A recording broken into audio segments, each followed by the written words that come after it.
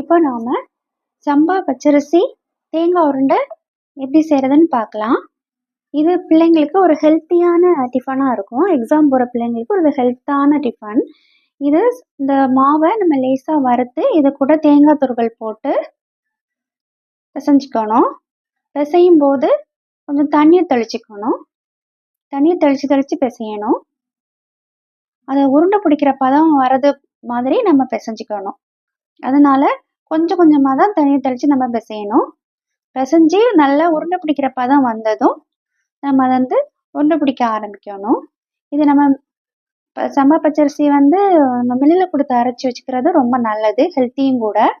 இதை உருண்டை பிடிச்சி சின்ன சின்ன பால்ஸாக உருட்டி வச்சுட்டு ஒரு பாத்திரத்தில் தண்ணீர் கொதிக்க வச்சு அதில் அந்த உருண்டைகளை போடணும்.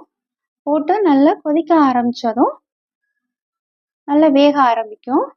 அப்போது நம்ம தேவையான அளவு உப்பு சேர்த்து நல்லா கொதிக்க விடணும்.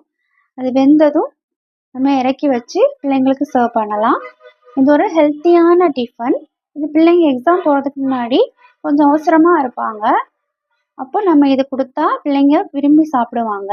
இதை செஞ்சு கொடுத்து பாருங்க.